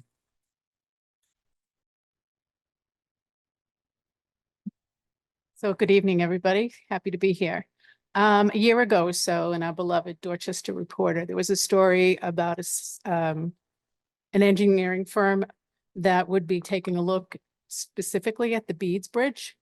The engineering firm is WSP. There was a possibility of $122 million that would be set aside or could be available of President Biden's infrastructure money, federal dollars. I was just wondering, is there any update on this engineering study that was done or could have been done? So the Beads Bridge is the other MassDOT project in the corridor. So it has its own separate project development process. As David noted, it's going to have its own public process, design hearings, things like that. We are coordinating closely with their team. They only recently initiated the project. WSP is the firm. So it's not a completed effort. It is just getting underway. Okay. So we'll be coordinating closely and informing their recommendations as well. Okay, is it possible at some point that they could join us? Yeah, so here's what's going to happen at the next meeting. And again, I think I'm allowed to make these decisions, right? Right.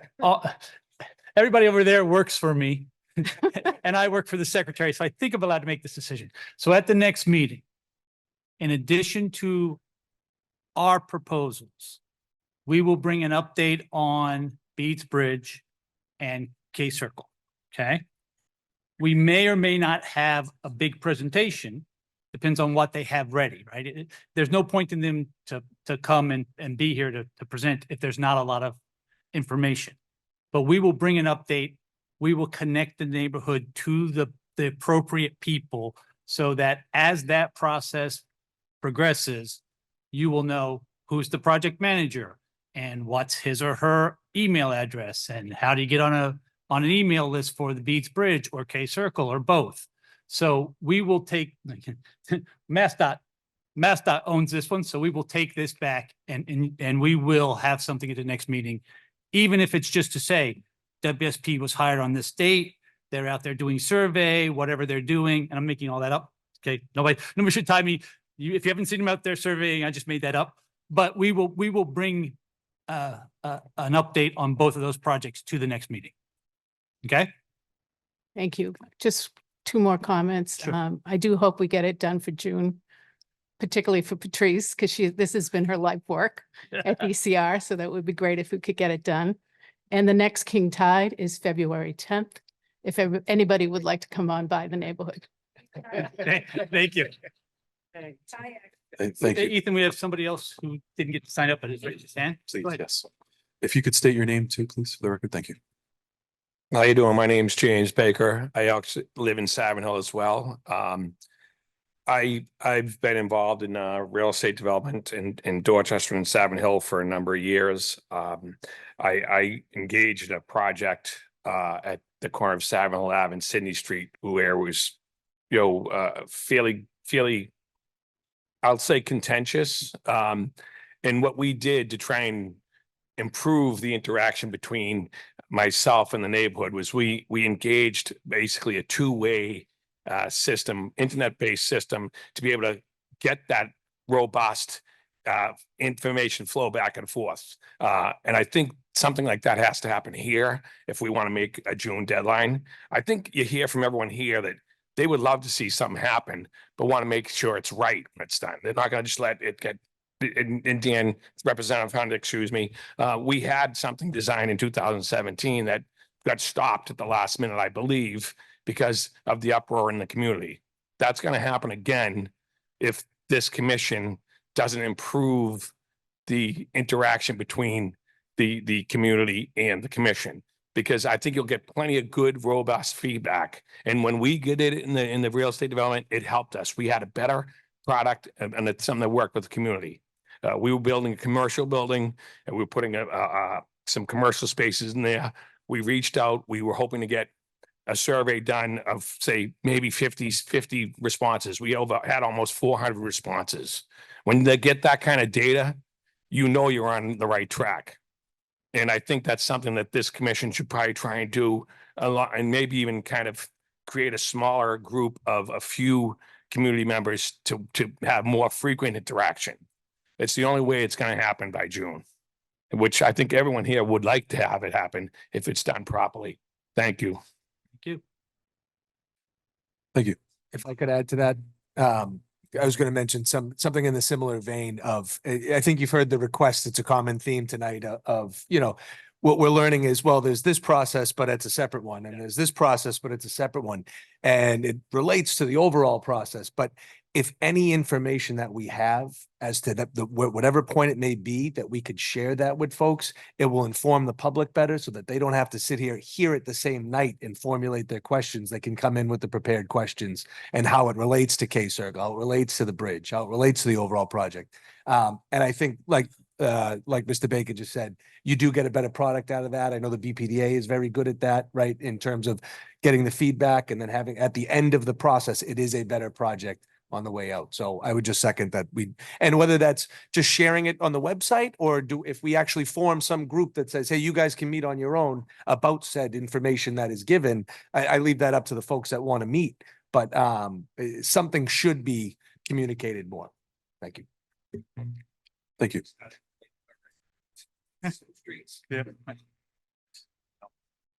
We have some additional chat box questions or statements.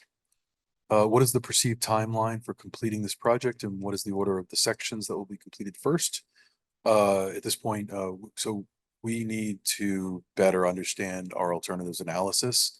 But part of our process is to look at potential, what the construction timeline could be, and also would there be any phasing appropriate. So it's a little early for that, but that is something we're definitely thinking about.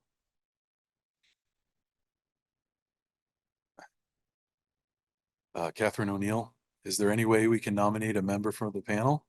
I think Frank Baker should be added to the panel, as he has a lived understanding of the issues and has been a champion of the connectivity of Dorchester to the water.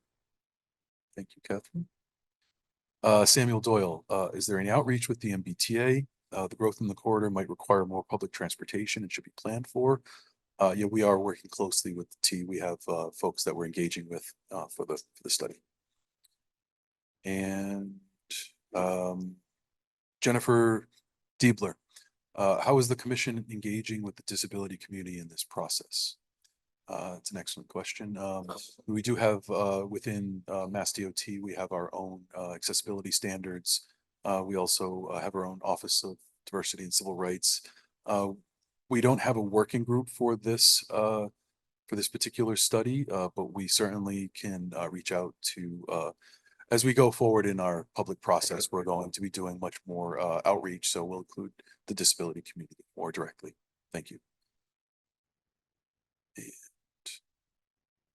any other hands up? Just checking. Looks like Ann Elward. Ashley, could you unmute her, please? I'd really like to thank MassDOT and the commission for making this meeting available on Zoom. It's tremendously helpful, and I commend all of you who showed up after dinner on a dark and slippery night to be there in person. You're my heroes. I'd like to second many of the things people have said, but as a transportation planner, and I should say that my comments are personal as a Dorchester resident, not as a professional. Every morning I watch people make the choice about whether to get on I-93 at Neponset Circle because it's backed up forever, or just to go down Morrissey Boulevard. Morrissey Boulevard is a South Shore shortcut into the city. So it's not just our neighborhood transportation system, but it's a city and regional transportation network. And we have to take the transportation planning into account. I fully understand the importance of meeting the June deadline if we want funding.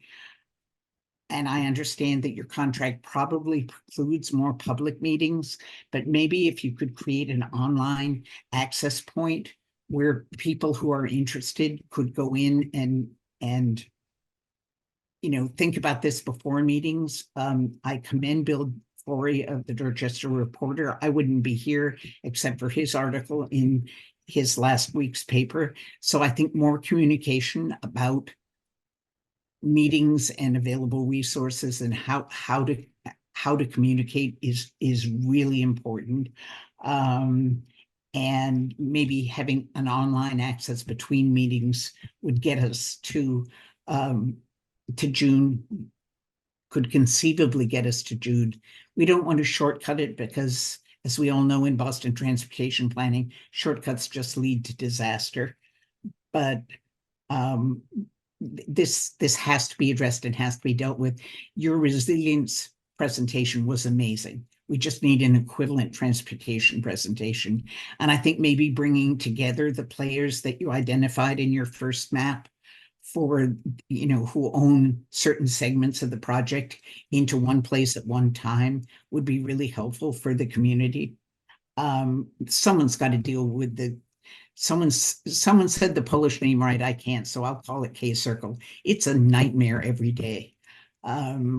It has to be addressed. And so learning how that's going to be addressed, I think, is an important part of this larger project. So thank you for the opportunity to comment. I very much appreciate the fact that again, that you made this available online.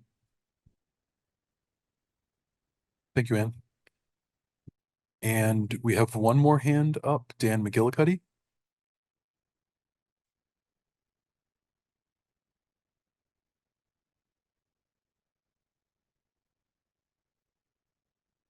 Yes, can you hear me? Yes. Yes, in regard to Catherine O'Neill's question, where she was talking about nominating someone to the commission, specifically Frank Baker, I know you read the question out loud, but no one answered it. I was wondering if you could address this. Sure, I can address it. The membership of the commission is statutorily set. So actually, Counselor Baker was on the commission the last meeting. He's no longer the counselor, so he's not on the commission, but, you know. I do want to ask Catherine why she asked that. I have a sneaky suspicion. But And you could tell from today's meeting that the fact that he's not on the commission is not going to stifle his input at all. And we welcome it, Counselor, obviously. Yes, come on. Yeah. Just a quick question. I have a meeting at the Savin Hill Yacht Club tomorrow. What should I tell them about? They're gonna see 7-foot rise in water? Is there anything else I can tell them? It's gonna be done in June. Any response? I mean, is there? Are you asking if the numbers from the modeling are Did your attention- are you showed expected? the maps, the only Mhm. building on the east side of Morrissey Boulevard is the Savin Hill Yacht Club. Can you step to the mic, please, for those online? Thank you. Don Walsh again. The only building on the east side of Morrissey Boulevard during the central section there is the Savin Hill Yacht Club, which is literally right on the water. So it's in trouble. Do you have any intention of doing anything special for that project or anything, for that? Apologies. So as far as that area, the Beeds Bridge obviously is the protection point. So as part of our process, we are looking at different types of bridges that could go there, whether there's tide gates, things like that. So we're not talking about that area. Apologies. Oh, I'm sorry, the Savin Hill Yacht Club is on the other side, or it's on this side. My of- mistake. Yeah. Right, apologies. so I think Dorchester you Bay. can tell, the Savin Hill Yacht Club that. Let me think how to say this. You can tell them what you learned today. And that, you know, their needs will be considered, right? Can I tell you, we're going to save the Savin Hill Yacht Club from sea level rise today? No, I can't, right? But we do understand the issue. We do understand the problem, but, you know. Well, I mean, so that. So you just raised a good question. You have a berm going on Morrissey Boulevard in some form. Is the berm cut the Savin Hill Yacht Club off on Morrissey Boulevard? Or are you going to work around the Savin Hill Yacht Club? Right, and so I don't think we know yet. Do we know? I don't think we know yet, right? That's Okay. part of when you see our designs, that's part of what you'll learn. And obviously, so. Yeah, I think I'll be done for today. Actually, before I say something I shouldn't say out loud today. I see your hand in the back. I said we'd stay till 8:30, so come on up. Simple question. Yeah. In that area near Savin Hill on Morrissey Boulevard, the flooding, the king tide flooding doesn't come over the berm. It comes up through the storm drains, as I understand. Right over the water. I can show you a video. Okay, I've seen it coming up through the storm drains there. But I see in the plans, I couldn't tell in the plans whether it looked like the road wasn't raised. How are you handling the water coming up from the storm drains? Apologies. We haven't got that far yet on our analysis, but we certainly have to take into account best stormwater management practices. But that is something we have to dig deeper on. And thank you for the comments.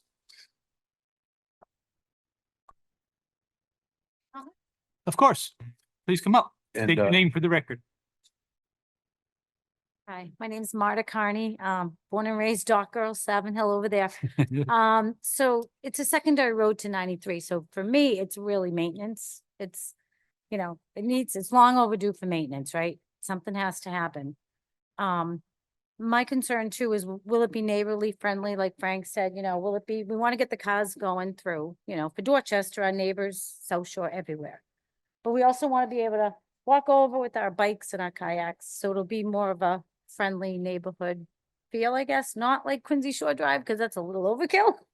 You know, driving and stopping at lights for the Quincy neighborhoods, whatever. But I actually love seeing all the kayaks and everything, kind of Mother Nature coming over Morrissey Boulevard. It's actually kind of nice, but I know we have to move through. So, and And my question again is the K circle. To me, that's a big deal, the K circle and Beads Bridge, you know, the Beads Bridge. We need water right now. If you bring we have a little small fishing boat to get under and you can't even get through, barely get through. So water needs to go through or that becomes a swamp, right? And then it's the next big development. So we want the water to come through. And so the beads, the bridge and the K circle are really big for me. So hopefully we can all work together. Thank you. This is awesome. This is like, we needed this. Thank you for coming. Thank you. Are there any other comments? Yeah, come on back up. Sure. No, not you're second. The guy behind, I saw the guy behind you first, but you can come up after him.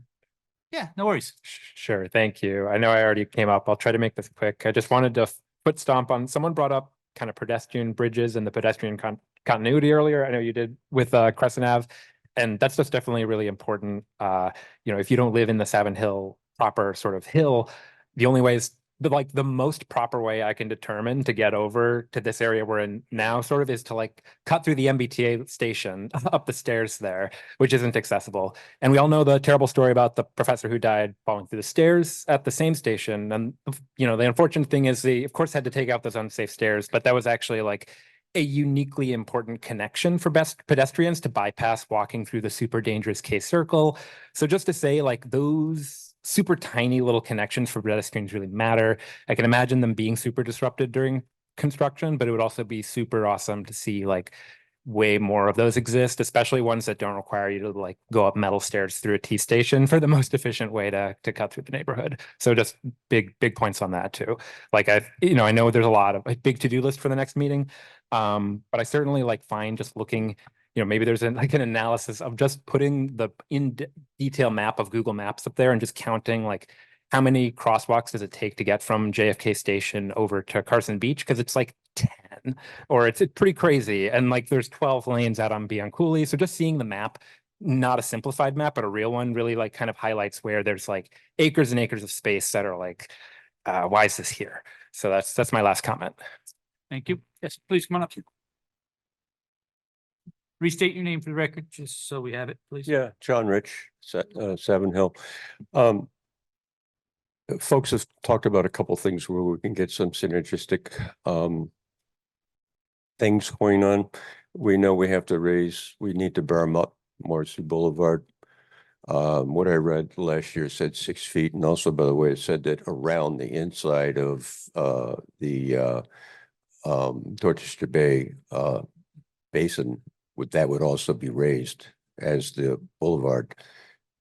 I don't know if that's still the plan. It sounds like you're going to put a tide gate across it. However you do it, if you put a tide gate across, we're still not going to have the view of if you do that and we're still down low, we lose the long view out to the harbor, which is one of the really nice things about living here. And it's not just us who enjoy it. It's everybody who comes to the beach to enjoy that. So I think that needs to be considered for public access to, you know, everybody who swims at Malibu Beach, Savin Hill Beach.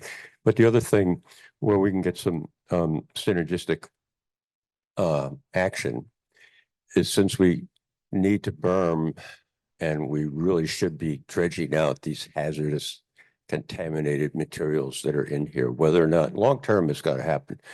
There's dredging methods that have been in use since the 1990s by other states. It's beneficial dredge materials, PDM, and they use pneumatic flow tube method. They're not digging it with a clamshell bucket and raising all of the hazardous constituents into the water. They suck it off the bottom, big heavy pumps, and they put it through a pug mill and they mix it with pumice, which is like 15% of the cost of cement. The other things we normally use to stabilize contaminants in soil is cement or fly ash, which are both contaminants. So we don't want to add any more contaminants. We want to lock up the contaminants. You could use beneficial dredge material and build a berm. They do it in New York, New Jersey, Connecticut. They have airports in Japan that do this. and you can put riprap outside of that to protect it for wave action. So I asked that, I asked about it last year with the Mass DOT and Mass Coastal Zone Management, and the CZM administrator said we're not interested in. No, she said dredging would not be a competitive project for us. So I just asked that the state consider that, and if we don't allow it, that the state ask why, because there are other advanced industrial partners we have that have been doing it since like 1990. And it's beneficial. It's got a log record now too. Thank you. Yep. Sure, come on up. Hi, Greg Bedrosian from the Dorchester Yacht Club. I apologize, I didn't get his name, but he did bring up the use of the fill, the sediment that's in the bay that needs to be dredged to clean it out as possible fill for the project. Those test results I provided you, they have been reviewed by the Army Corps of Engineers, and the material is not suitable to be dumped out at sea. So that is an option, that it can be mixed with a material and used. It's an expensive option, but it's definitely an option. It's something that we've explored as well. So Thank you. Sure, come on up. I was gonna ask about dredging myself, but the first two questions before me were about dredging. We should have some sort of answer on that next time. But also to get to my man's point over here, to get from the neighborhood that I grew up on, you have to come down Molesley Street to cross an on-ramp, an off-ramp, an on-ramp, an off-ramp, and two roads that they call the chute. So 6 roads to get from Crescent Ave over to the beach at Columbia Point, basically. So I would invite anybody that would want to, I don't know if you've been there, Chris, that would want to take the walk from the northbound on-ramp, no, southbound on-ramp, and just walk it and see why we have the concern with Kosciuszko Circle and why that should be, talked about more. I know it's separated by fabricated, but we should really be moving these along on the same path. Thank you. Thank you. So if anybody wants to go and walk that, I'll bring you on that tour. Thank you. All right, any other comments online? Yes, All right, couple. go ahead. John Sullivan, if you propose to raise the grade of the roadway, will you determine how many buried utilities need to be raised also, or leave that for final design? Typically that is a final design, but we will look at that at a conceptual level if we can. Can current sidewalk conditions be improved for those with disabilities now? We can certainly, if you could provide more detail, Mary Canassis, we can certainly look into that. It is a DCR roadway mostly, but we can coordinate with DCR. And that was it for chat. Let me check for hands up.